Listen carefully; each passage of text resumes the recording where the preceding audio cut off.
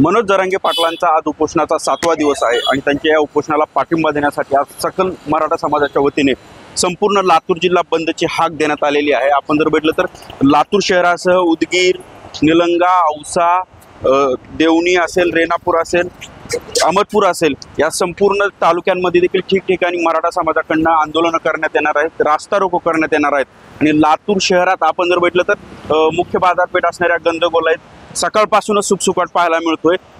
जी खाजगी आस्थापना असतील, शैक्षणिक महाविद्यालय असतील, यांना देखील आता सुट्टी देण्यात आलेली आहे। आपण जर बघितलं तर संपूर्ण बाजारपेठ कडेकोट अशी बंद करण्यात आलेली आहे। बंदचं आव्हान करण्यात आलं होतं आणि या बंदला व्यापाऱ्यांनी देखील सकाळपासून उत्स्फूर्त असा प्रतिसाद देताना पाहायला मिळतोय।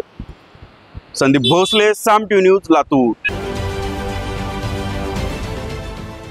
देश विदेशातील प्रत्येक घडामोडींचे लाईव्ह अपडेट मिळवण्यासाठी आता साम टीव्हीच्या सर्व सोशल मीडिया प्लॅटफॉर्मला लाईक, फॉलो आणि सबस्क्राईब करा। तसंच सर्व नोटिफिकेशनसाठी बेल आयकॉन प्रेस करायला विसरू नका।